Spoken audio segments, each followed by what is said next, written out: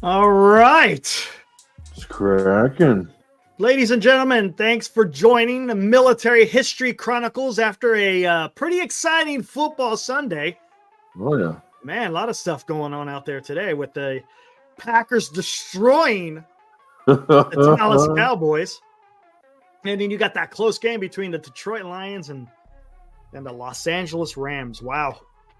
It was looking like it was going to be a rout there in the beginning. I was like, uh-oh, is it going to be another one? But LA kept it close. So that was a good game. Good game. Can't ask for anything better, right? Nope. Until next week. So hopefully the Niners can take care of it, right? Oh, yeah. We'll see. You got Cowboys going to show up to Levi's Stadium, right? I think Dan was saying it on the live that we had earlier. I guess it's going to be a 1:30 start, maybe, possibly, somewhere around there.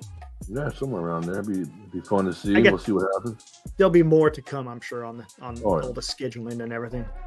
But again, thanks for everyone for showing up. I see Robert out there doing some homework. Nice. Aaron, what's up?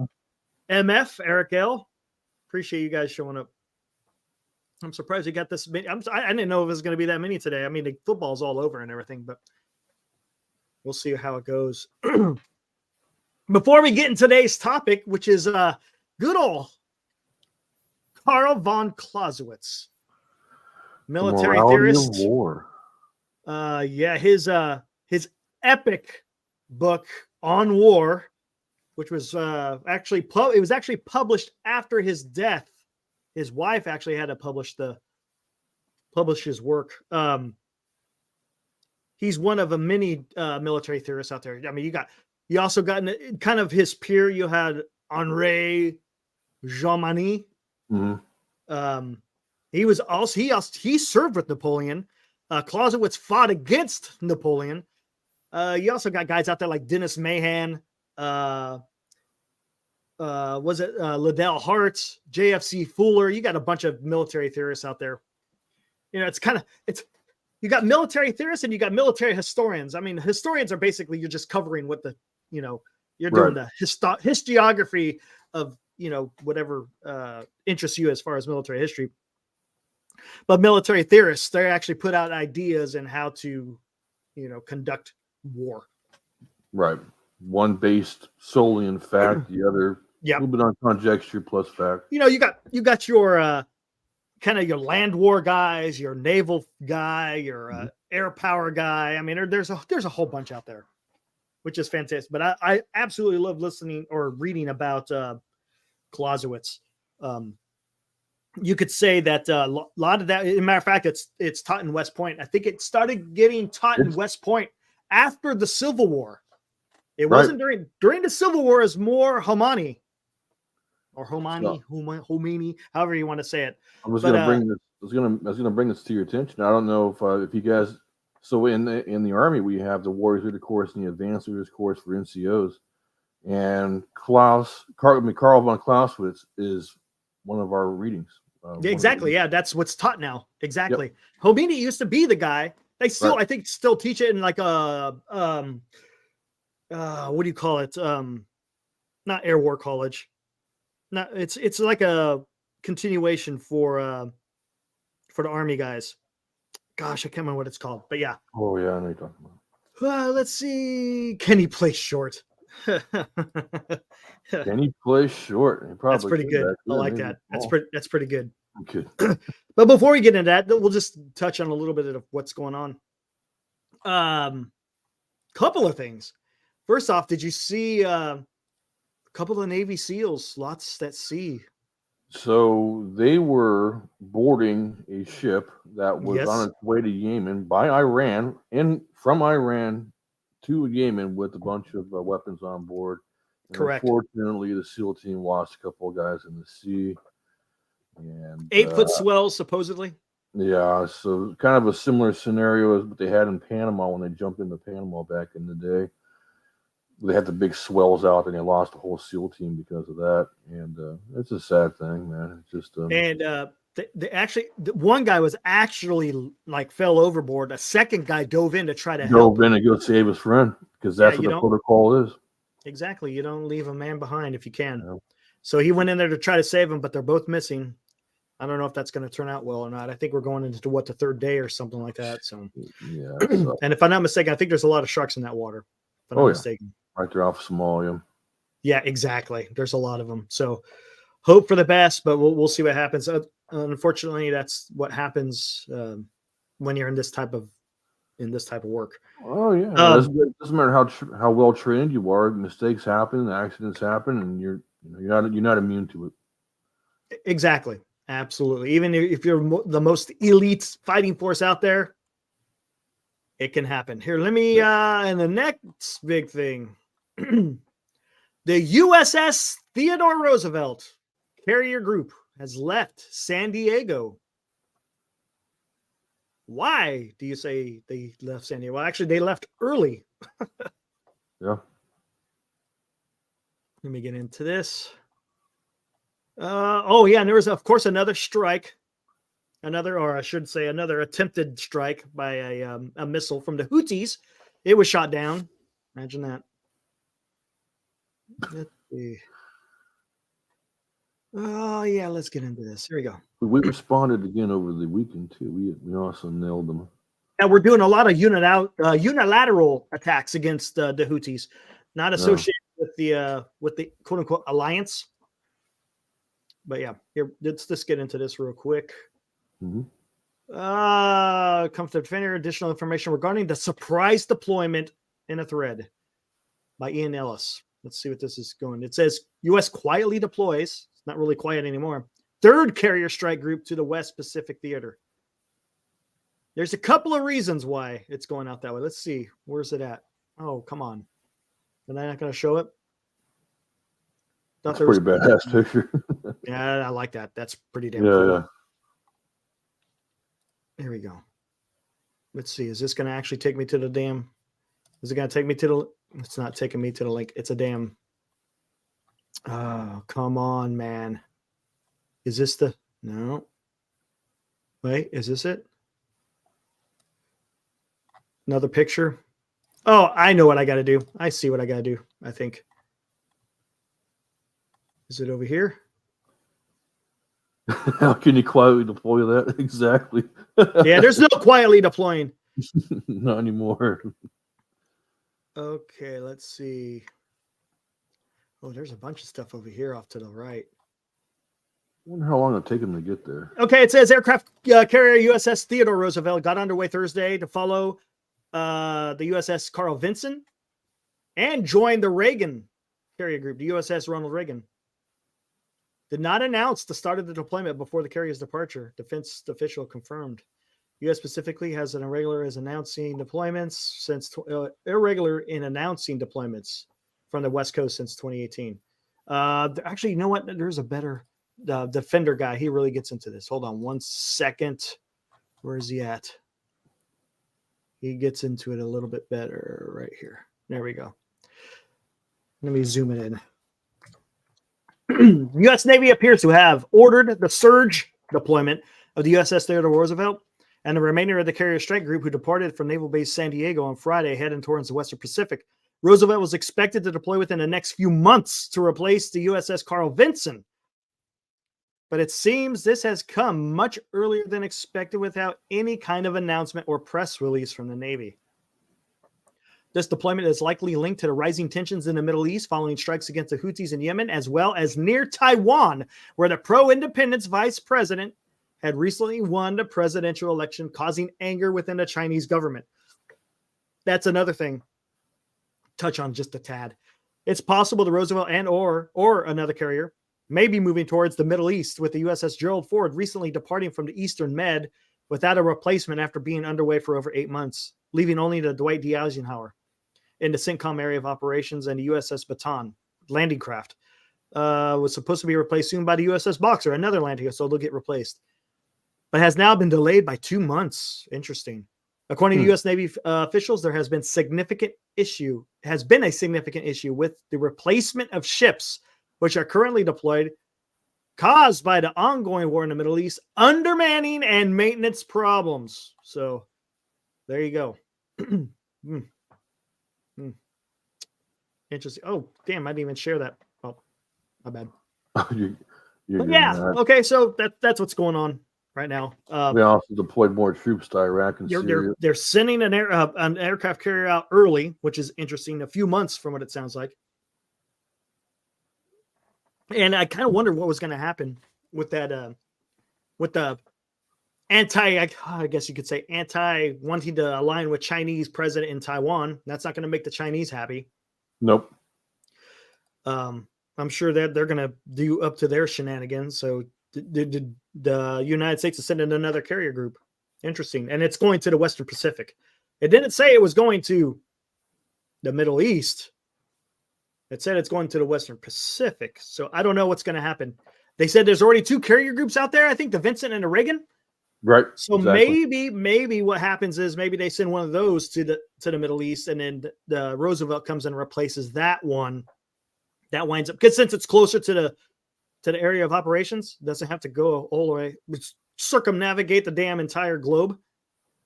So maybe as the Roosevelt is on its way, and another one of those carriers heads to the Middle East to help out the Eisenhower. We'll see. Right. We shall see. I don't think there's. They're talking about beefing up Subic Bay as well over in the Philippines. Yes, they are. Yeah, because they closed that thing down years ago. But sounds like coming alive again. Yep, and there's a reason. It's smart that they're doing that. And you never know. They're deploying 1,500 National Guard soldiers to Iraq and Syria as well at the same time.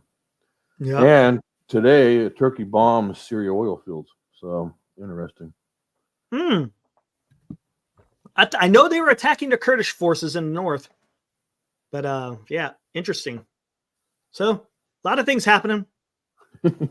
Needed to touch on that a little bit. Volatile region in the world gets even more volatile. No, I don't see that draft. They're not going to institute a draft. Oh, there would be a freaking. I'll tell you one thing, Jim. I'll tell you one thing, and you could take this one to the bank. If they ever institute the draft, the shit has officially hit the fan. Oh, there is some bad things happening in the world if we have to ever institute the draft again. Oh, yeah. And that's the bottom line. Oh my gosh. All right. So let's see who is out there real quick. I'd like to see Dan butcher his name. Oh, are you talking about Carl? Oh my gosh. All right, I kind of give you a brief synopsis on Karl von Clausewitz. He was a Prussian. He cut his teeth fighting against Napoleon. He actually not only did he fight for the Prussians, he also went to go volunteer to fight for the Russians. Mm-hmm. He got a little bit of pushback that from his higher ups, but he wanted to go fight. But he learned a lot, and everything that he learned about what Napoleon was implementing, he put together in his own thoughts in how war should be conducted. As I said earlier, he wrote this book. Actually, he was in the middle of writing the book when he passed away. I think he can't remember what he passed away of. Disease of some sort, illness, disease, something like that. Mm-hmm. And out of them, it's a thick book. It's a thick book, man. But the only like polished and finished part of the book he did was actually the first chapter. Everything else is, it still has amazing information in there, but he was very particular in what he wanted to express in his book. And he really wanted to go through it, if you want to say like a fine-tooth comb. He was always rewriting it and everything. But the first chapter was the only one that he really got to the level where he wanted to be. The other ones he didn't flesh out fully. But it's still incredible knowledge on what he thinks how war should be conducted. Now, in fact, he's kind of like a blood and guts guy. Yeah. You think about total war, the concept of total war. He was like the preeminent guy in talking about total war. Khomeini, if I'm not mistaken, he's the guy that talks about attacking at the decisive point. You ever heard of that? Attacking at the decisive point and giving it everything you got in that point. Yeah. If there's a weakness in a line, you focus all your efforts in that and you hammer them, which, isn't wrong. But Clausewitz, he really gets into it. And one of the most famous things that he's famous for is the idea of what he called the paradoxical Trinity. I mean, I'm going to read a little bit about that The in here. phenomena of war. And it's interesting because basically, if you could think about this, all three of these concepts that he talks about it's not always guaranteed, but it's up there. That if you have all three of these quote unquote legs of the Trinity in order, you should be successful in conducting war. If any of them is out of kilter, you're going to have issues. And you can kind of put it, if you want to, you could kind of give some examples. Like I said, this wasn't published until in the 1830s, if I'm not mistaken. This one, there's a whole bunch of different versions of this book with people's different either interpretations and translation. Well, the translation is pretty easy, but as far as their interpretation, the one I got here was edited and translated by Michael Howard, or I should say Sir Michael Howard. He's a fantastic military historian, really good on World War I. And he wrote a fantastic book on the Franco-Prussian War in 1871. Phenomenal book about that war.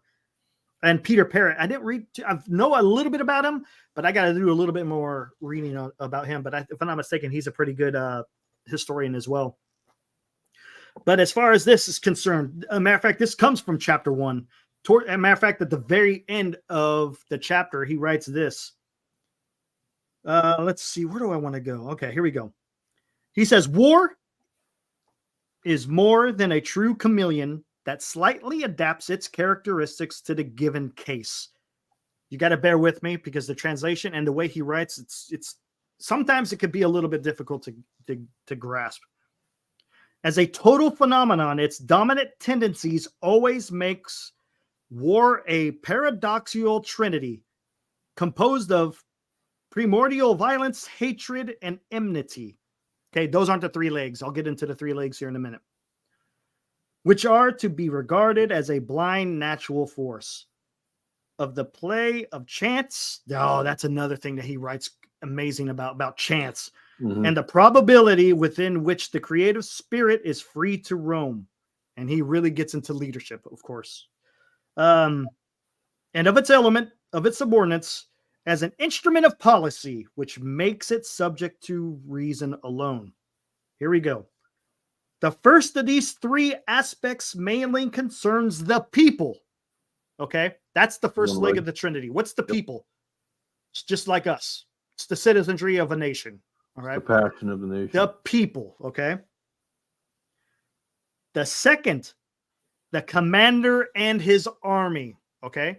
So you got basically how your military and how your leadership conducts war, if you will. Okay. So you got the people, you got the army and his commander. Let's see where we're at. And the third is, if you could guess, is the government. Policy. Right.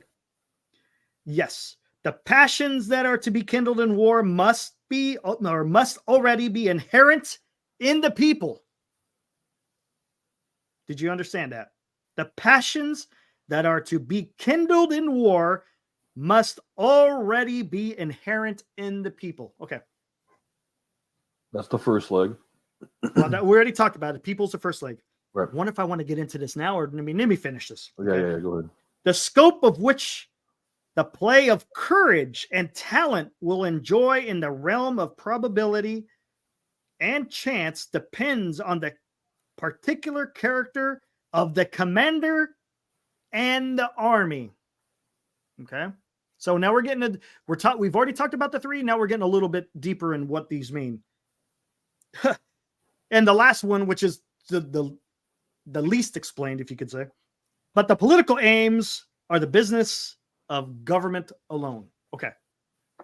So those three legs have to be, quote unquote, and he uses the analogy of a magnet in between, because in war, what's going to happen is it's going to sway. It's going to, one way or another, but you got to try to do your best to keep it balanced. Okay. So in war, what do you have to have? You have to have the support and the will of the people to want to conduct said war. You got to have the character and the ability of the commander and the army.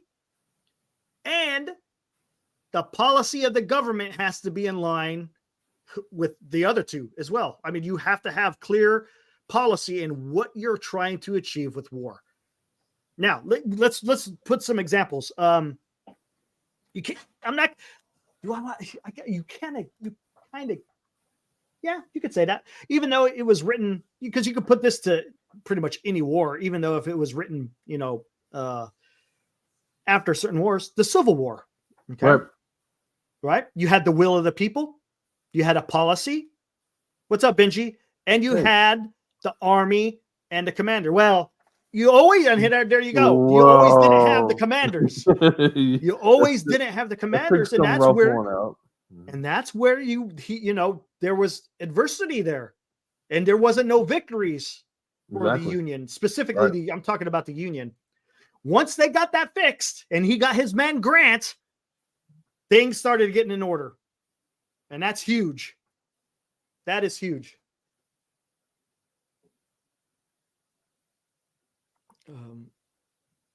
Okay, cool. So yeah, that's a that's a good example. Revolutionary War, it's same thing. You can almost say the same thing because you had to have the right command. They had pretty good commanders from the get-go though. There was no adversity really. Okay, now, how about this? It'd be interesting to apply this to the Vietnam War. I was just going to say that. World War II, everything was in line. Even the Korean War. Oh yeah, the Korean War. World War II in Korea for sure. Now, I'll say one thing though with the Korean War. The policy may be a little bit skewed, but the people and the army and the commanders were decent, right? Mm-hmm. Oh yeah. But the policy was a little bit weird because it ended with an armistice. There wasn't quote unquote total victory. Exactly. They fought to a stalemate. So, I mean, as far as that's concerned, if you think about it, the government didn't want to exceed that because they got I guess you could say they achieved the aims that they wanted at that point in time. But I mean, I guess that could be up to debate as well. I mean, I'm willing to go either way, to consider that a victory because of what the government wanted to do. Maybe even the people. Maybe people are getting. You got to think about it. The population was dealing with war from 1941 to 1945, and then you had it again from 1950 to 1953. So there may have been some growing, even though there was still support. I'm pretty sure there was I guarantee if you look up some of the history of what was written during that time, I guarantee you there was a segment of the population that was probably getting tired of it. The Vietnam War. Whoo! No, that's you could say that every single one of those legs were off kilter. Especially the people. Exactly. The first leg was not there for probably the government policy was not clear and decisive. The commanders. Buddy. And the problem with the commanders is they were fighting a war based on World War II strategy. That, and they were fighting the other leg, which was policy and government at the same time. Yeah, absolutely. It was a mess. It was a mess. Vietnam was a mess. Now, the army and the leadership, they started getting better. They started understanding, okay, this is a different type of fight. They had to adjust. But you're still fighting against the policy of the government in the beginning there wasn't so much of a pro, but when you got into 1968 and beyond, forget about it. People were checked out. Nope, nothing to do with it. Nothing to do with it. And then now you could go to the first Iraq War or the first Gulf War. Ooh, yeah.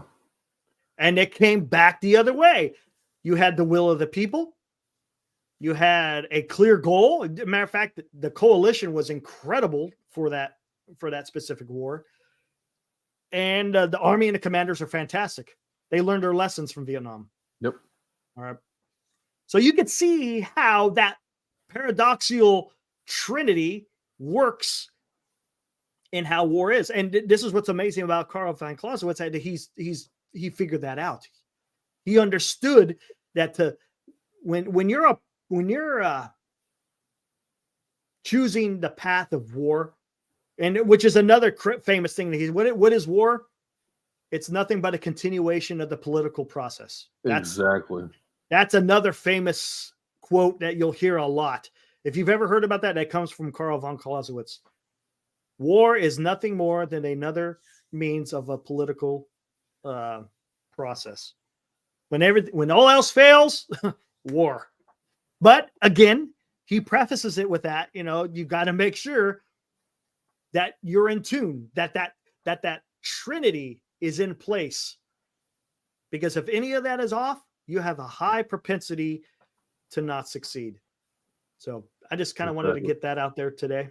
And it's not that long. I mean, we could get into more details and stuff. No, I mean, no. And you're right. Look at, you can even go back at, look at, hell, even the second Gulf War, with the people. The second Gulf War and he had it together in the beginning because you had September 11th.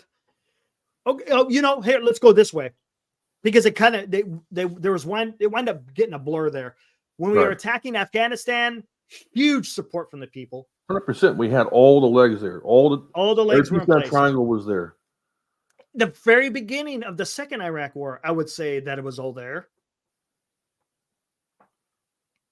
It might have been based on suspect intelligence. Let's not even go there. It's bad intelligence. Right. There was no weapons of mass. There may have been there at one time or another, but there was definitely no weapons of mass destruction. I mean, mustard gas. Not the stuff that they were talking about, though.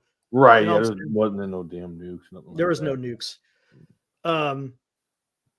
So yeah, and then like I said, in the beginning, in 2003, maybe that first year you were good, but then once it started dragging on, it was tough.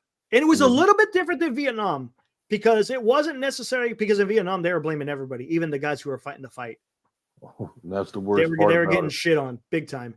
The war fighters during the the Afghanistan Iraq war, they were not. There was always full support behind the fighting man, which was good. There was pushback. Look, if you want to push back against the political part of it, absolutely. That's fair game. But yeah, that was the one difference as far as Vietnam and say Afghanistan and Iraq. Right. So you can just see how that, if you put that in place, that Trinity that he developed or that he thought of, it's quite interesting. Essentially, of course, if you want to kind of reduce things down, if you have the Trinity in place, you can conquer the freaking world. You could. Absolutely. But it's not easy. And look, it's not easy. Nope. No, it is not easy. Just because we sit there and we're talking about the let me see.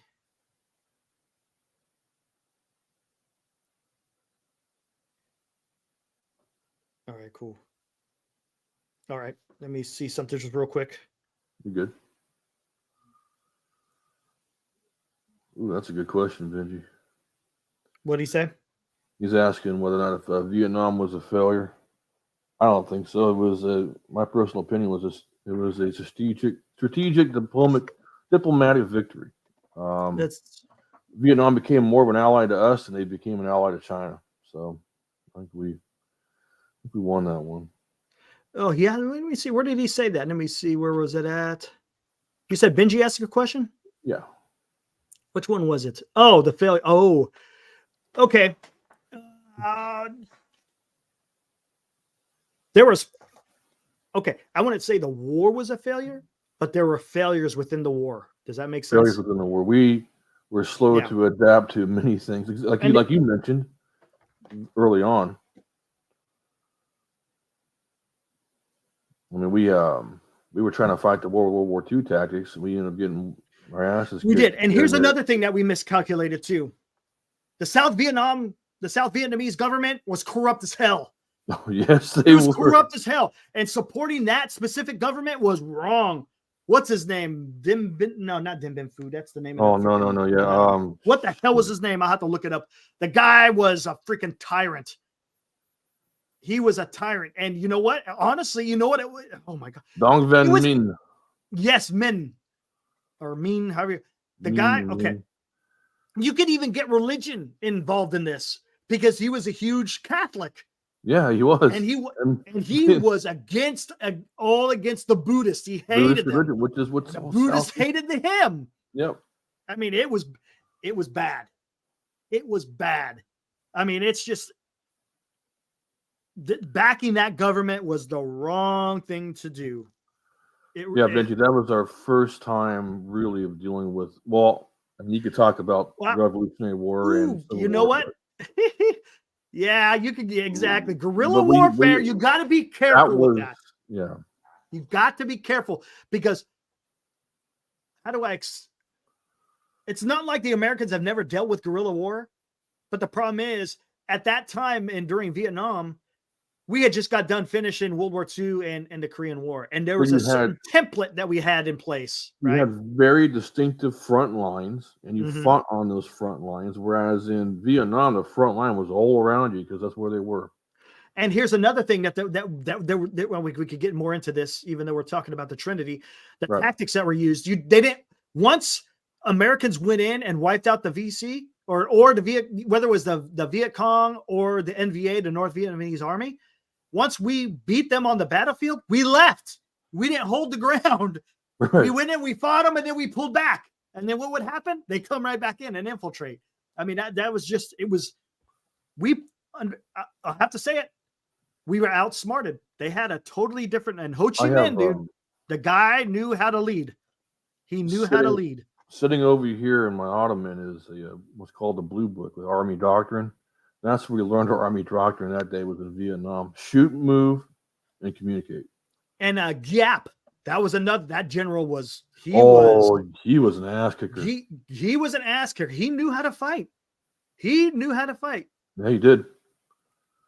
Yeah, what I mean by pulled back, what I'm saying is we wouldn't hold a territory down. Correct. Say there was intelligence reports that they were near this village and blah blah blah. We go in, wipe them out, but we'd leave the village. Exactly. Right, and then they come back to their quote unquote garrison. They never stayed out. Now they did start to change it towards the end of the war, where we started staying put, because what would happen is the poor innocent civilians, they got caught up in the middle, because if they helped the VAC, if they helped the North, they got butchered by us. If they helped us, they got butchered by the Northerners. I mean, they were screwed. It was tough. It was tough. And the answer to that in Afghanistan, and I'm sure that's going to probably lead there at some point, and even Iraq, is when we took over territories, we'd have a main FOB, and around the main FOB, you would set up OPs, combat outposts, a vehicle outpost here and there, and we held down territory versus Vietnam, where we weren't doing it at the very beginning. Correct. And yeah, we started kind of getting back into that in Iraq. And then they changed tactics. Petraeus and Mattis. They put together the new coin. I mean, coin has always been out there. The counterinsurgency, how is it? Counter operations or something like that. Counterinsurgency. That's what it was. They wrote the manual on that to how to. You got to be among the people if you want to have change. Right, exactly. So they had to come out of those reinforced forward operating base, or FOBs, as you say, because they kind of went back to that, kind of what they did in Vietnam. But yeah, so that's how you could see. You could see that the army wasn't in tune. The government, of course, wasn't in tune, and it was constantly changing between Kennedy and Johnson and then Nixon. They all had different strategies, and they had to get the will of the people, which was waning. I mean, it was a rough time. It was a rough time. I mean, let's not forget, even during that time of Vietnam War, the social construct of the country was just a shambles. Riots all over the place. There was riots at the 1968 Democratic National Convention in Chicago. I mean, it was a mess. You had the shootings at Kent State. I mean, hell, you could even write a thesis on how modern day television and journalism led to the whole led to do the exasperation. Good point. Because people were seeing the news reports coming out of Vietnam, what was happening. Yeah. But so think about that. Now, you could also apply that Trinity to see what's happening in the world today. Look at Russia, look at China, look at the Middle East. See, is there a misalignment of the Trinity?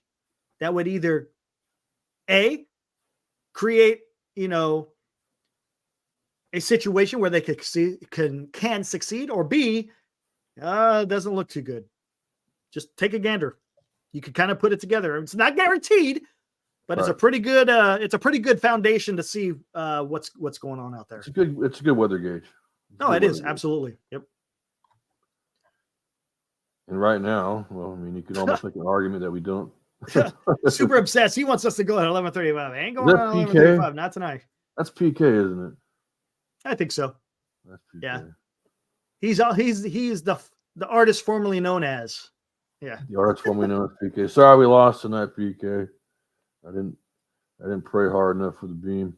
Oh yeah, I saw that. Free throws, right? Is what killed you guys? God, yeah. Well, as always. It is what it is. But back to the triangle, you can almost argue right now, as far as any kind of support we have for anything, I don't know. It's almost like I don't know. There was a lot of protests over the weekend. Oh, yeah. Oh, my God. Such a divided nation, so. But what is that? What's the population of that, really? Oh, see what I'm saying? Dude, you know what? Exactly. It's a always very like small that one percentage. monkey in the zoo that's the loudest, right? Meanwhile, the other monkey's off in the corner doing their own thing. Exactly. What else? Okay, man, that's good on Trinity. If you guys ever, it says they teach none of this in school. No, well, this is a lot of the stuff I'm talking about is kind of I learned while I was in college, in my undergraduate and graduate. Yes. Or if you have that in the military, sometimes they'll give you like a reading list to read. But like stuff like this, this is not only good to read, not just for military history, but this is also good if you're going into business, learn how to negotiate. Yes, absolutely. Please read this guy's book. I mean, this is how do you do warfare, the moral, the tactics. Sun Tzu's Art of War is another. Sun Tzu is another one. Art of War, exactly. These are books, and Khomeini. These are books, 3 out of many to read that'll help you better your life as far as business and just being a person goes. Really, it does. There is have a big picture outlook on things. I mean, if you read all these different things, it gives you a bigger understanding of what's going on out there and different ideas. It opens your mind a little bit. You can agree, you could disagree, but at least it gets you thinking. Instead of looking through a small telescope at the world, now you have a lens the size of the Hubble telescope. In other words, yeah. It makes you that much more dangerous with your opinions, and you can kind of separate the wheat from the chaff a hell of a lot better.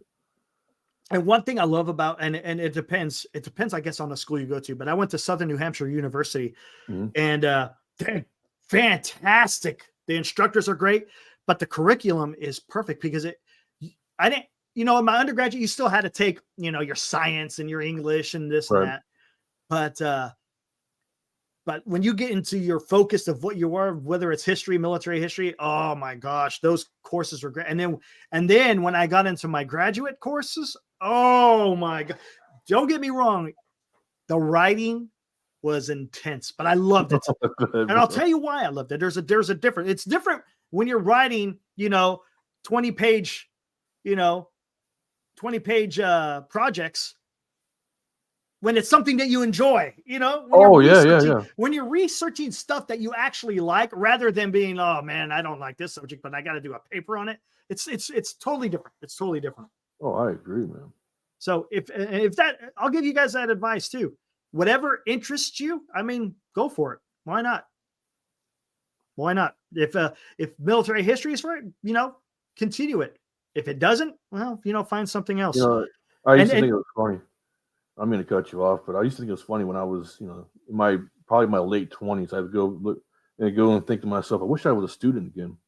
And then when I got into my 30s, I'm like, you know what? I still am a student. Yeah. You're constantly learning. Exactly. And to be honest with you, you really don't to have knowledge. You don't necessarily have to have the quote unquote the degree. I mean, that's up to you. It's nice to have. Exactly. It's a nice accomplishment. Don't get me wrong. I'm not gonna downplay it because I'm proud of what I was able to achieve. But nothing's keeping you from going out there and being able to, because the technology today, a lot of this stuff is digitally. You can find it digitally. If you want to buy it. It's up to you. I'm talking about the physical books. And it's fun. It's a lot of fun. And I'll tell you a little secret too. if you're reading a book and you're like, man, I don't know. Is this something I really want to read? There's a couple of things. First off, read the introduction. The introduction is going to tell you everything you need to know about it, right? But get into the index of the book. There you if go. you get to the index of the book and it's hitting on points that you really enjoy. For example, if you're, how do I explain this? If you're studying the Civil War and you want to know about Sherman, right? All you got to do is you go to the back of the book, look up S for Sherman, and it will tell you if it's a really good index. It may even break it down to like the subject. For example, if it says Sherman and then Tecumseh, and then it says like March to the Sea or the Atlantic Campaign, it will direct you exactly in that book that you want to go to. Because sometimes people may not want to read every single bit of the book. They just want to focus on certain parts. Right. So if you have a book, get into the index, focus on the areas that you like. And if you like more, then continue going at it. Just a little hint there. Oh, Benji's. Yeah, I know what he's talking about. There. Right there. What are your opinions of us pulling out Afghanistan, Taliban taking over the country via coup? You know, man. Shit. Yeah, I'm motivated. You know what? Yeah, go to your local library. Absolutely. If not, like I said, you could do. What's up, Matt? All you got to do is go online. You could go online. You can find a lot of stuff online. Go to the certain libraries. Go to I don't sometimes going to college libraries, you might have to have some type of subscription, maybe, or be a student. Like for me, since I had the undergrad and graduate, I still got access to my school's library, the online library, which links you to other, like I could go to other universities' library and look up stuff, whatever they may have. I mean, a lot of that stuff is digitally online. It's it might take a little bit more work, but it's fantastic. I'm telling you. But anyways, here we go. What are your opinions on? Just watch Retrograde. Yeah, watch Retrograde. That gives you it gives you a point on the soft forces, the soft guys who were there in because basically those are the only guys left. Mm. Them and special operations. Yeah, special operation, and then they also a lot of medics were there, and then they had the drone people. The drones were there, providing air support for the Afghan National Army. Watch Retrograde here. Let me type that in. Yeah, I was gonna say we could find a link maybe. I'm just gonna type it in. All you got to do is look it up. It's called Retrograde. You can find it if you got Disney Plus. It'll be on there. It's actually on a National Geographic documentary. Yeah. Fantastic movie. If you want to know about the pullout of Afghanistan, it's fantastic. It'll piss you off a little bit. Piss you off a little bit. Prior to me seeing this movie, I already was on the same way on how these guys were thinking. I think it was a mistake. And to be honest with you, could this have been made? Could this same mistake happen to Trump? 100%. Yeah. Because Trump started the withdrawal out of Afghanistan. It's a tough call because Afghanistan you got to study the history of Afghanistan to have any idea on the challenge that any nation would have in trying to bring quote unquote democracy or even stability in that region. It's gonna be almost impossible. Yeah, that goes really back. Is. That goes millennia, exactly. I mean, and not only that, you got influences from Pakistan, you got influences from Iran, not so much from the north, so much with the Russians, so much. Didn't really but I have to rewind it. I got into it already there, Matt. If you just rewind it, I did a little bit of current events in the very beginning, the first 10-15 minutes, and then we got into the paradoxical Trinity. Outpost. Battle of Kamdesh. Yep, that's a good film. Outpost. The other one was Restrepo. Isn't that similar? But yeah, well, kind of, sort of. Restrepo. It's another good film that time. But the way that went down as far. How can you sit here as the commander in chief, whether it was Trump, whether it was Biden, or even as the military people, and telegraph exactly what you're going to do? We're going to pull up this date. We're going to do this by this date. Meanwhile, Taliban's like, okay. I don't get that. Cool. I don't get that. Why not just give over your damn entire plan to the damn Taliban? I don't understand that. I don't understand it. Look, I understand we're in a world where everyone wants information instantaneously at their fingertips. Just because you can have it and you want it doesn't mean you get it. That's the problem. Oh, Benji, you gotta watch the movie, man. We left those guys out in the cold with a thin sweater. Oh, 100%.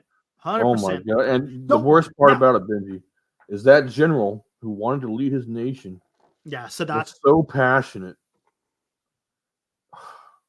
And we did him dirty. And we did him dirty. And his dad was a national hero. Yep. He helped overthrow the Taliban. I'm surprised he survived during that entire time. I thought he was going to get his head cut off. I thought he was gone. God. Man.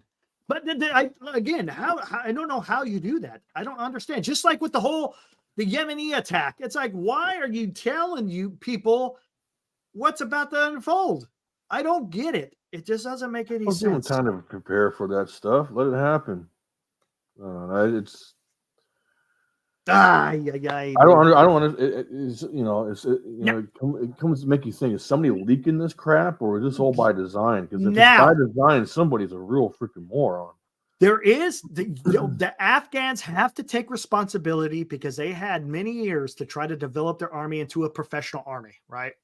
Don't get me wrong; it wasn't going to be easy.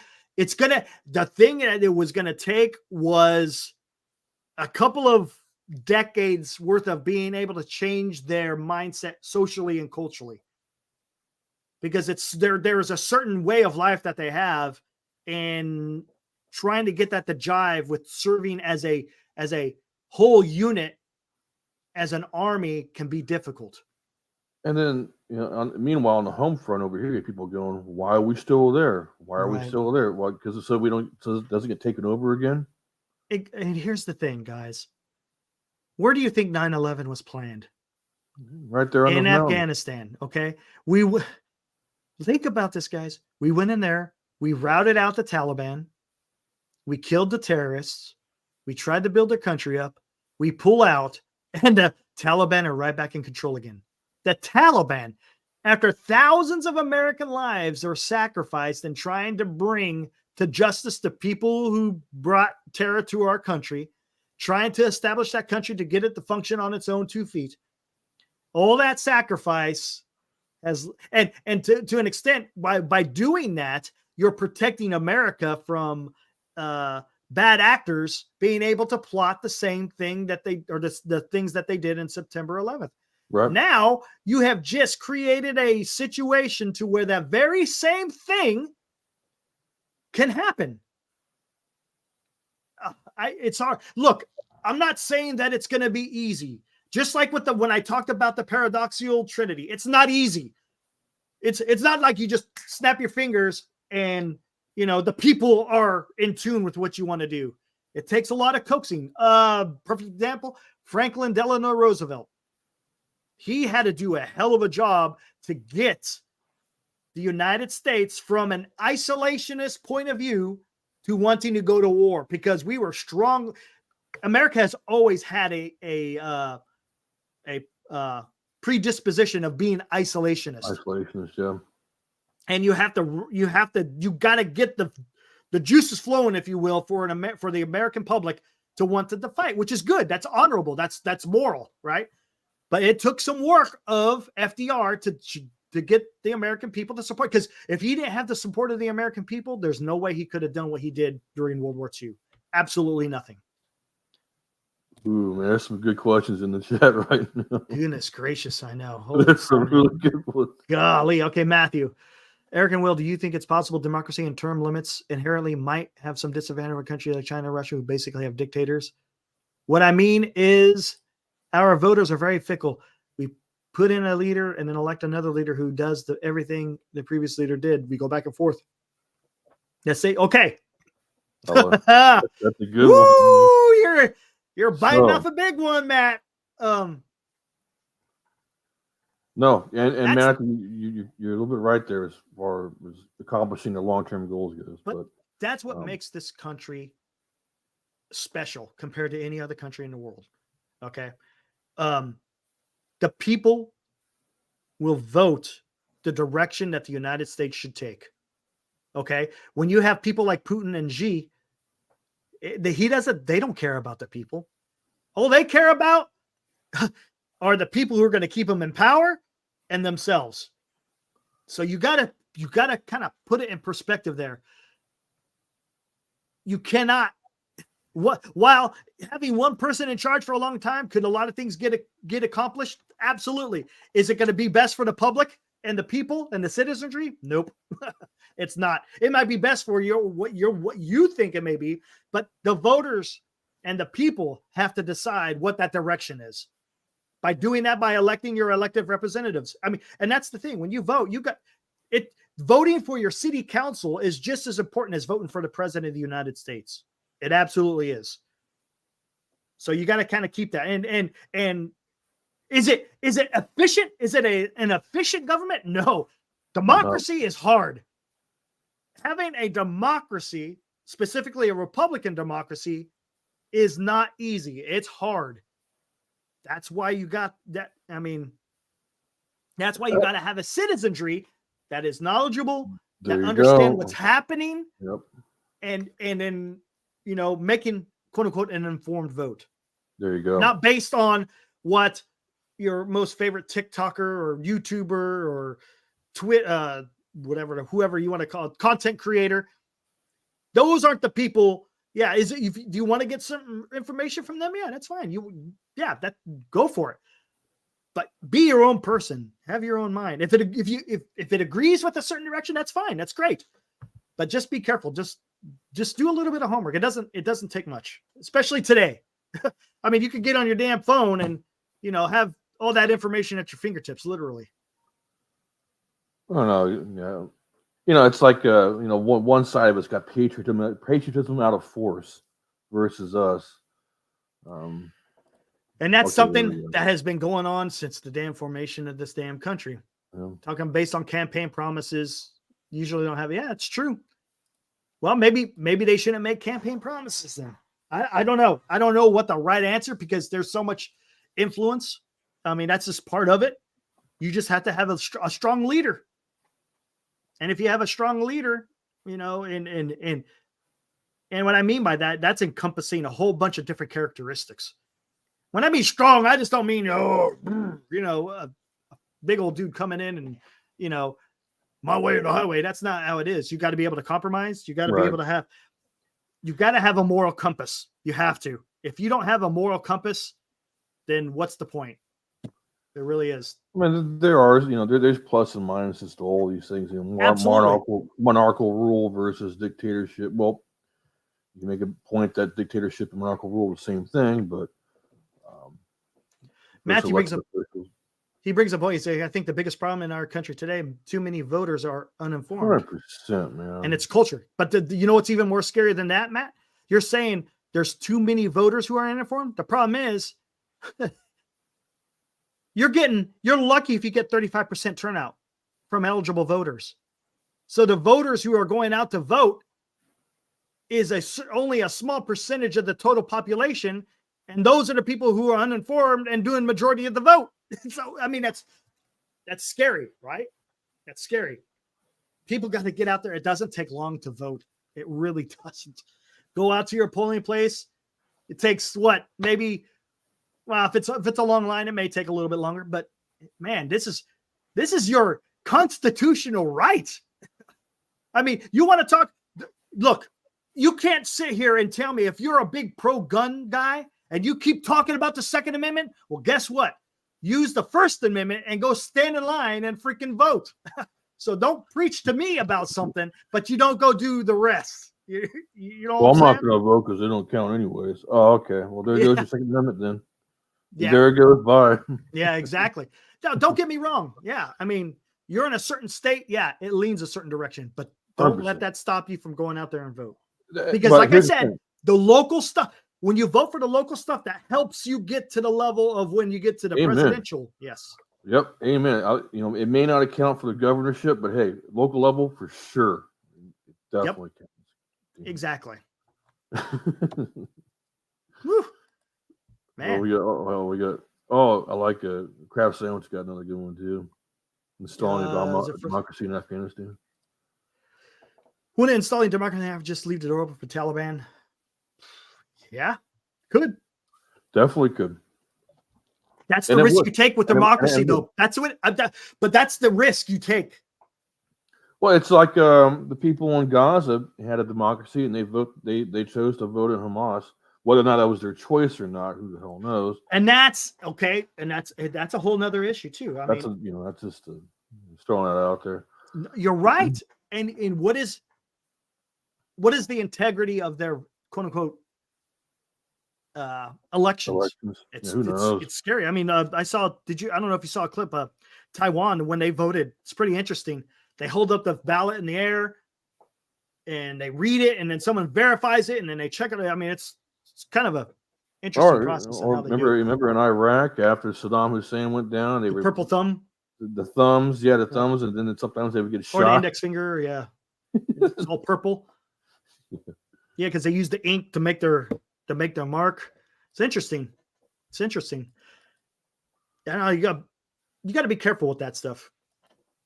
Look, and I'm not a conspiracy theorist. I mean, it's could there be tampering of voting stuff? Oh, I mean, it happens all over the world, but I'm not. I can't sit there and say America's voting system is definitely no. I'm not going to say that. It's going to take a lot more than someone who's pissed off about losing an election. You know what I'm saying? It takes more than that for me, because then you could say that for anything, and I don't want to. I don't want to go down that path. I really don't. Did I find it interesting that, Biden got as many? But you know what? There was a lot of people pissed off at Trump too. Don't underestimate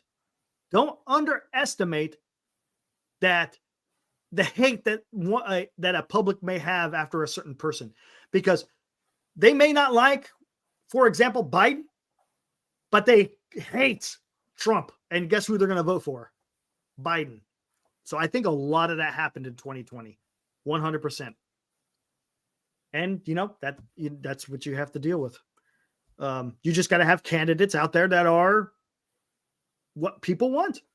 That's what it comes down to. And hopefully people are just smart about it. Now you go to Russia. I mean, they're having elections, in the middle of March? Everyone already knows who the president's going to be in Russia. Oh, after March, it's going to be Holy Putin. Crap! Surprise! Come on. See, okay. Let's see. How would you feel about a very easy eligibility test? I wouldn't call it a test. How about just eligibility? We need to pass. No, you can't. You can't do that. I mean, that makes sense, but you got to be careful. Because that goes back to that's even going back into constitutional rights. Well, yeah, you can't. They did that for after Civil War. Why they wouldn't want to have blacks being able to vote? They had the tests and everything, and it would exclude them and all this other stuff. But how about just an ID? To show an ID, you got to show an ID for many things in this country, right? Show a damn ID. I agree. And proof. Well. If you have an ID, you got to be a citizen then, right? Okay. Yeah. We'll just go with that. There you go. I like that one. Good point. That's a good point. Tired of 70-year-olds. You know what? Well, you got to get candidates out there that, that are young and that are going to, invoke some passion. Like DeSantis, he maybe have some good ideas, but man, he does. For me, I don't have that. I don't know what it is. There's something. It just seems for me, it seems rehearsed. He may not be, but it just comes off that way. Going back to Matt's point there or a question. That's one thing. Do they even teach civics in school anymore? Good point. Good point. Civics is the big thing. Do they even teach Civics that anymore? Absolutely. I mean, because I look at this younger generation, they bring up points like, "Hey, if you took a civics course, you would know that's bullcrap." Well, I do know that when my daughter went through high school, she graduated high school in 2020, and she had a U.S. government. It was half and half. It was U.S. history / U.S. government. So I know in Galt, California, I mean, there's got to be. I'm sure if you're doing U.S. government, that there's civics in there. Oh no, not social studies. A complete. No, not social studies. Yeah. That's what social studies. When I was a kid, I mean, that's kind of what it was. And then social studies covered all that. You had another question too about Russia's capabilities in the war in Ukraine. What did we learn about Russia? Like not as strong as we thought. Yeah. But they're holding in there. They're not collapsing. Their economy is still running. I mean, it's not exactly optimal, but he's doing something. I don't know what to think. I don't know what to make out of that, Benji, to be honest with you. I would have thought that, I would have thought anybody in the right mind would have thought that Russia would have stomped these guys. I thought they were going to steamroll them. I honestly thought it was going to take a week. And here we are, what? I was way off. So this is, it's a strange environment. I don't know. I mean, God, I just don't know what's going on there. I don't think anybody really does. Nope. Let's see if there's anything new here. You could. I don't know. I mean, what would there be to gain from Russia just prolonging everything, other than troop experience? But I don't know. That's a weird way to get troop experience. Yeah. I mean, not really, but I mean, I don't know. It's just I don't know what to make of it. I don't know. It's a mystery. And that's one day we'll find out once they write some books 20 years from now.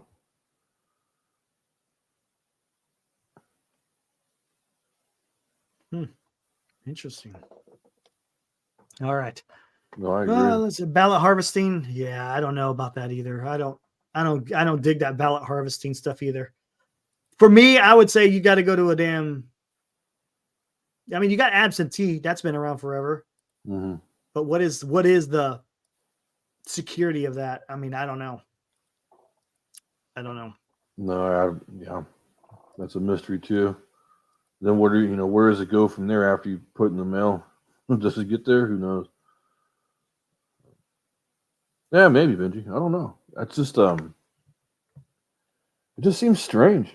It's just it's just so weird. It's the equivalent. It's almost like the equivalent of Germany beating up on France in 1939, 1940. Except it's like really prolonged out. Yeah. If you will. It's like, why don't you guys do the kill? Go for it. Like, what's going on here? Or maybe they're not that capacity. Maybe they don't have. There were so many opportunities prior to World War II to not take out Hitler, but to minimize him. Oh yeah. They never did. They let it happen. They didn't just let it happen. They told them it was okay. Exactly. Oh man. They let them remilitarize. We talked about this a bunch of times. Yep. They let them remilitarize the Rhineland. They let them take over Czechoslovakia. They let them go into Austria. They let them. I mean, it was just what in the hell? It wasn't until they invaded Poland, then it was like, oh, okay, well, maybe we need to do. But you also got to think you can't. Again, I say this a lot. You can't take these in context or out of context, because they had just got done fighting one of the worst wars in their entire history of World War I, and they did not want to go through that again. The British and the French lost a lot of young men. They lost a generation worth of young men. They didn't want to go through that again. So I can understand that. They lost between the ages of 17 to 44 years old. They lost 60% of those. Yeah, men. It's incredible. It was devastating. So I can understand, but if they had acted sooner, the loss of life would have not been anywhere near where it was. Because look what eventually happened in World War II. Oh, yeah. My craziness. Let's see what we got here.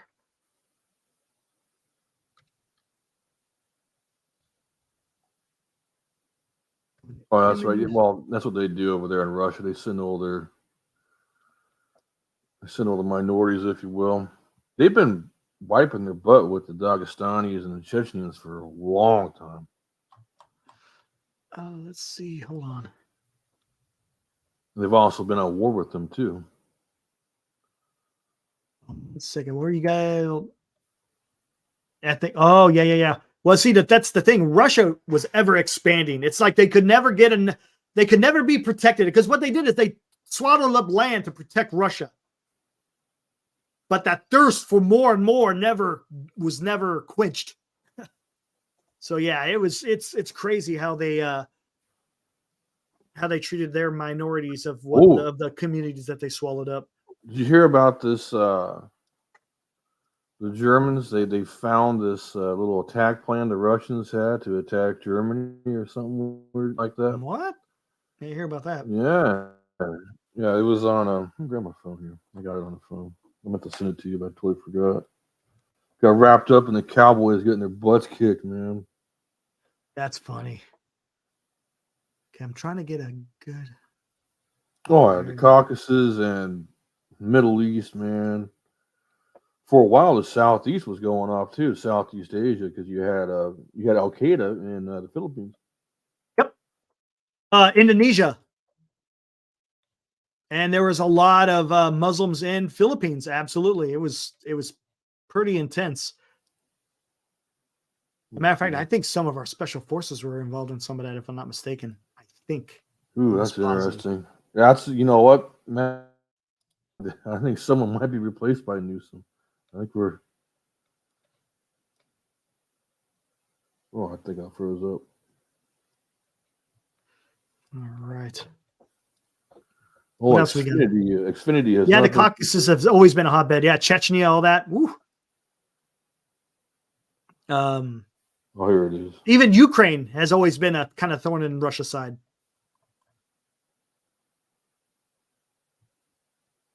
So it was on the. I know a lot of people are talking about that, Matt, but I don't know. Guess we'll find out when it happens. Well, I don't know. I've heard a lot of that too, where they said, it's a high chance Biden's won't even be the nominee for the Democrats. So I don't know. Until they announce it, that's gonna be kind of just, it's nice to talk about. But is there any? What's up? It was published on the newspaper Bild. You got to be careful with Bild. Bild is kind of. Is that like they're kind of wonky? They're a little bit left leaning as well too, but they're a little bit wonky. Wonky.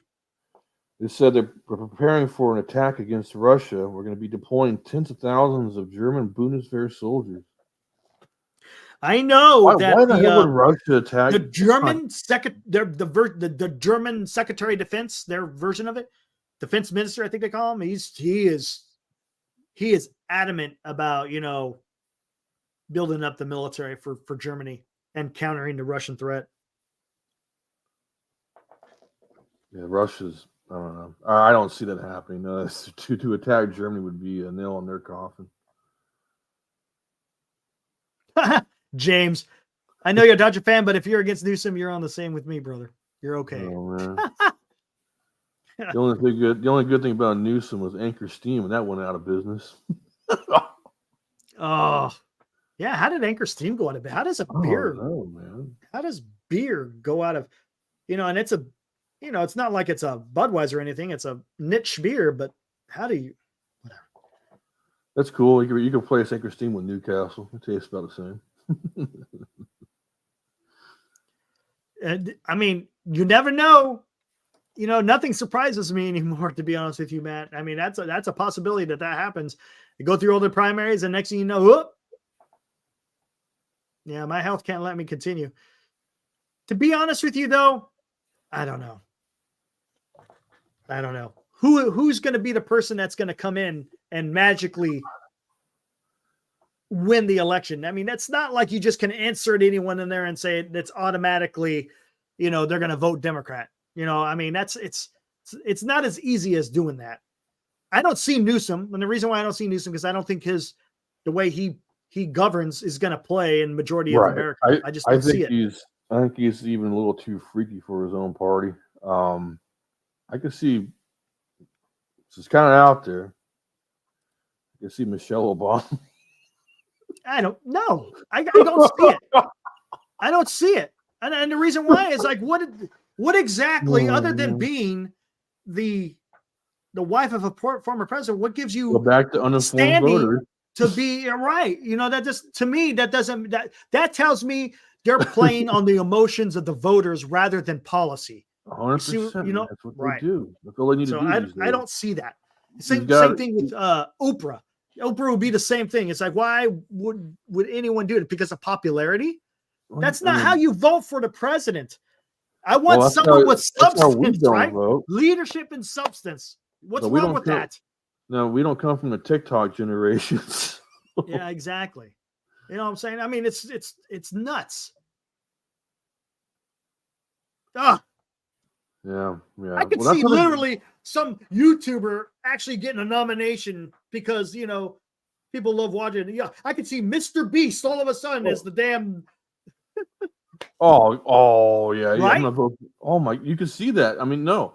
You can see that. I mean, I remember back in even 2016 where it's like, I'm not going to vote for Trump because he says bad things. That's not how this works, dumbass. I know. It's not how this works at all. Okay. That's what we got in our country now. We have a lot of young schools full of mush. Pretty much. I don't know what they teach at school anymore, man. I guess we were blessed. I guess we were blessed to be actually educated properly or something. I don't freaking know. It's different. It sure seems that way. And they look at us like we're the weirdos, man. Like, when I say we, I mean everybody that's right. Obviously a free thinker versus guy says mean things. Mm-hmm. Oh, boo hoo. Yep. Exactly. Now is it not presidential? Sure, but I mean, come on now. But again, as you can see, I mean, there's a couple of things in here, and we could kind of go. One of the biggest, and we've been talking about this because what have we been talking about the most when we're talking about this paradoxical Trinity? It's the people, right? That seems to be the biggest. That's the biggest, quote unquote, leg of the Trinity. Don't forget the other part of people is passion. Yeah, it's the inherent. Right. It's the inherent will of wanting to go to war. That is the most difficult. The army and the commander, don't get me wrong. I mean, you got to have a good army and you got to have the right commanders. That's not easy.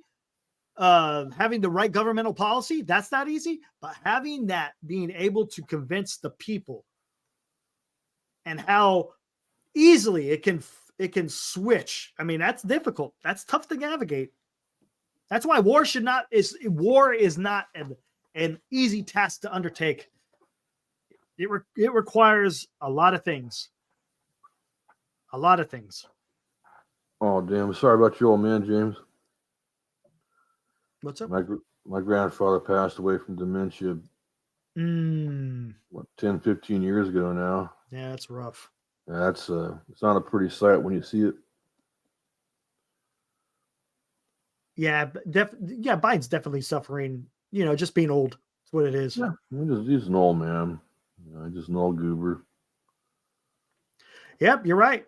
People want to vote from the heart rather than their mind. Ain't that the truth? Yeah, I mean, that's the other thing that society's become, especially here in the Western world, become much more emotional.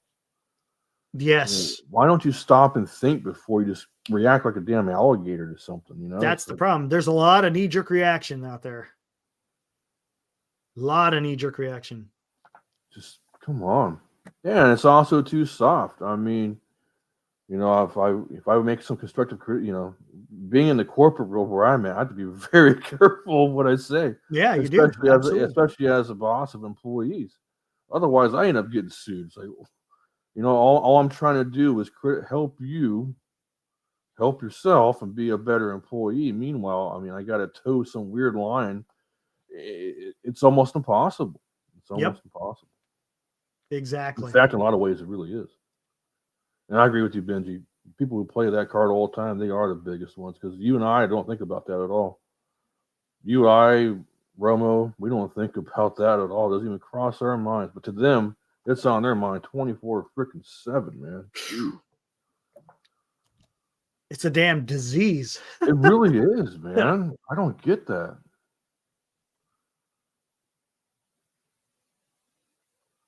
Oh, sons of Johnny Lamass are saying rain is forecasted for Saturday. We'll see. Oh, is it? Oh, yeah, man. My cousin's coming up on Saturday and Sunday. I hope it don't rain. I was going to barbecue. But nothing wrong with barbecuing in the rain. Done that before. I got no cover. My balcony's wide open. Maybe I'll go buy a little umbrella or something. There you go. Yeah, it's if you have a cover, you're good. But yeah, out it's kind of make it a little bit difficult. Get the fire going. It's all good. Oh, when I lived in Wichita Falls, when I was stationed at Shepherd, I barbecued in the snow one time. Dude, I had another barbecue incident. Did you? Yeah, man. So I got these new charcoal briquettes. I got them from Walmart, and they're match light. And I stacked up. I must have stacked up probably about 3 pounds worth of these things. 3 pounds? Yeah. I'm stupid. But anyway, so I go out there and I light the damn thing. Holy crap! This thing had like a 3-foot flame on it, man. I'm just sitting there like, holy crap! I'm looking around like, is anybody noticing? Like, how am I going to pull this one out? Is somebody going to call the fire department? Like, I turned my light on the balcony. Bro. Wow. God, I'm just a freaking big old dumbass sometimes, man. Hey, that happens sometimes. I put a lot of damn lighter fluid on my briquettes. Hey, you gotta make sure they're going right. So yeah, exactly. You don't want I go with the good tried and true Kingsford. Yeah, I like Kingsford. Yep. The hickory ones are pretty. Yeah, good. Guatemala's been kind of popping off lately, Benji. Guatemala. I think the stuff over there in Ecuador has finally kind of toned themselves down a bit. You also got stuff kind of been quiet over there in Venezuela and Guyana. I haven't heard much going on over there. No, yeah.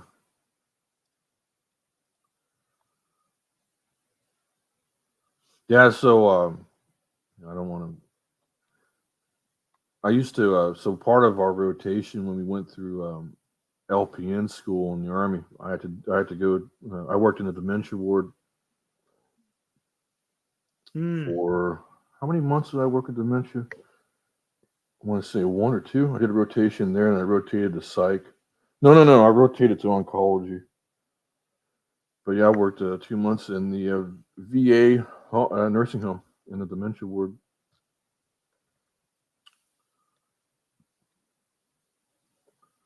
It was an interesting experience. Yeah, I don't know. Oof. Where do we want to go with right there? I'm putting together a thumbnail as we speak for the good old NorCal. On a lighter note, anybody that's into old school wrestling, Hacksaw, Jim Duggan, and Ted DiBiase have their own YouTube channel and podcast. Do they really? Yes, they do. And Hacksaw gave a tour of his build out of his nice home in South Carolina. No kidding. Yeah, man, it's a pretty cool little. I'll send it to you after this is done. It's pretty cool. Actually, you know what? It's on my YouTube history. Damn it! I'll go pull it up right now. I'll post a link in the chat. Any good history books you can recommend for kids? Ooh, for kids, that's tough. I got a lot of stuff that's not for kids. Oh, we got Jim in the chat. What's up, man? Who? Hey, what's up, Jim? Rams are robbed by the refs. Sorry to hear about that, Jim. Sorry about your team, homie. That's tough. That is tough. Well, I would have liked to have seen the Niners and Rams thing, but hey, Jim, what do you think about the refs in the Kansas City and Miami game? Heard there's some. Oh yeah, that was a there. little weird. You know what, man? Every time, well, what are we gonna say? It? Candy. Man, I'm trying to think of something for kids. Candy ass Mahomes. That's tough, man. Yeah, Jim's pissed off. I can understand, especially when it's your team, man. I understand you are a tried and true LA fan, and I can understand. You know, when things don't go your way, man, it makes it tough. I'll give him. You know what? I cannot deny the passion that Jim Everett brings. There's nothing wrong with that. Nothing wrong with that. No, Jim's good people. He is the scourge of Rombo. I'm trying to think of what James it says for kids. Always look for any good. Oh, man. See, a lot of that stuff. I'm trying to think of this book that I had when I was a kid, because I had a really badass book that was like it was almost like a cartoon, right? But it kind of spelled everything out, and I was trying to think of what the hell that was. Well, here it is. Peacock made all the Taylor Swift fans buy Peacock. Like, oh, I refuse. I did not. They love to read. Man, James, that is great. If you got 10 and a 9-year-old that loves to read, whoo, that's excellent. So there's a link to okay, real quick, James. What kind of history are they involved in? Are they more like American history, world history, European? I mean, you could go all over the place with that, depending on what you want. Shit. You got to think about this.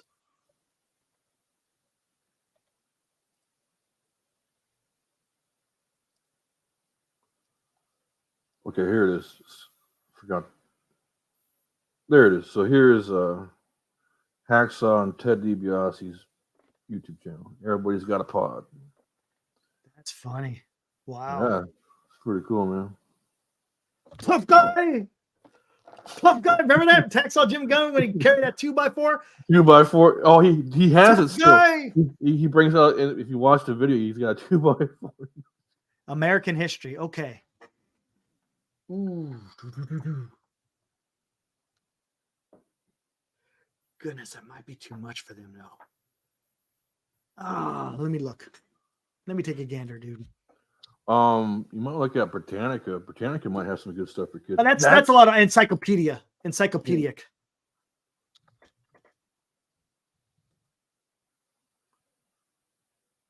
Hacksaw Jim Duggan. Yep.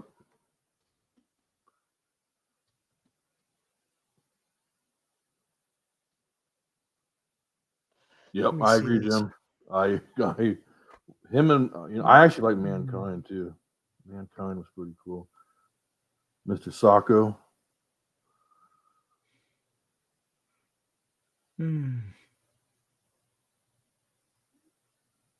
Goodness gracious, for kids. See, that's where it's getting me, man.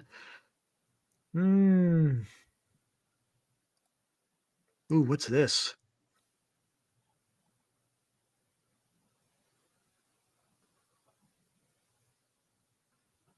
Mr. Sacco was the best finisher of all time.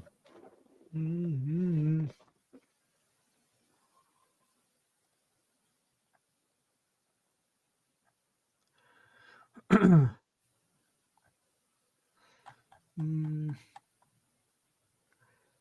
boom, boom. I gotta look here to see. Whew. I don't want to give you any damn bogus information.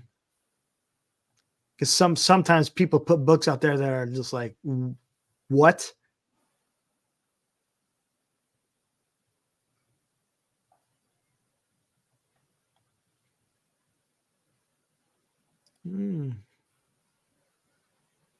Oh, I can only imagine they teach at schools these days. Oh my god. Let me see what we got here. Let me see what this is here. They'd probably teach my kids that I'm the evil one. Oh my god.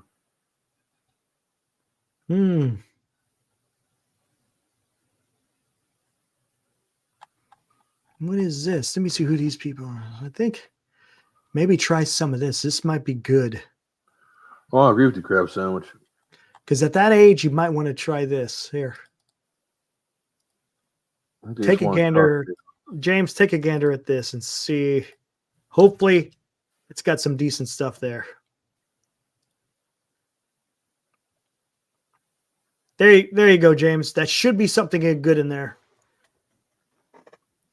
Gosh, for little kids, that's the toughest thing for me because I'm, it's. You bet, James. Where the heck were we here?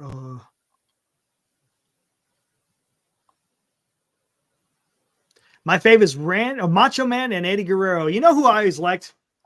I always liked Jimmy Superfly Snuka, Ricky the Dragon Steamboat. I used to love Tito Santana. Remember Tito Santana? Did you see that?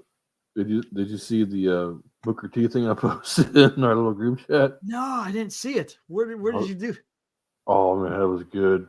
Was it when he does a spin-a-rooney or something? Spin-a-rooney, yeah. The guy did a spin-a-rooney on Joe Flacco yesterday. Oh yeah, I saw that. And I was like, what was that? That was hilarious. That was weird. Yeah, I saw that. The old spin-a-rooney. All righty. All right. I said I was only going to go about an hour and a half. We're getting right to it. I'm going to finish up this thumbnail for Dan. And then tomorrow, I think we're going to have a show tomorrow, if I'm not mistaken. Right on. On good old NorCal Sports Network. We'll see. I think I can't remember if he said he wanted to take that Monday because it's MLK, right? It's Monday. Yeah, it's MLK. It's a working day for me, though. Yeah, exactly. A lot of people still have to work, but I think we're gonna have a show. If not, then it's definitely gonna be Tuesday. But yeah, maybe tomorrow, 8:30, somewhere on there. More sports. I'm sure we'll get into some football. Of course, the good old Giants. I guess there's news out there that Boris is looking for an insane deal for Blake Snell. I think what's his name? Bill Martin? Is that his name? I can't remember their name. Oh, I don't know who the hell. That was an interesting post on what was Twitter. His name? I can't remember. Yeah. Supposedly he wants 9 years, 270 or something. It's like, come on, dude. 274. Come on. And the Yankees were actually in on Hicks. So. Oh, interesting. That was interesting. I think if he's looking for that type of contract, he's going to take Snell all the way to spring training. He might even take him halfway through spring training because you know what's going to happen. Someone's going to lose a pitcher during spring training. That's my thought. I could be totally off, but if you're looking for that much money and you don't want to back off of that, he's going to wait. Hey, you bet, James. Thanks for joining. I appreciate it, man. Yeah. Hopefully you guys enjoyed the little bit of Clausewitz. We could get into a whole many different things of Clausewitz. We could get into other military things, but I love Clausewitz. There's just something about listening to him and talking about war. Kind of morbid, I guess, but that's what you kind of get into that when you're a military historian. All right, Will, thanks for joining. I appreciate it. It was a good topic. Next episode, maybe midweek, maybe somewhere around there.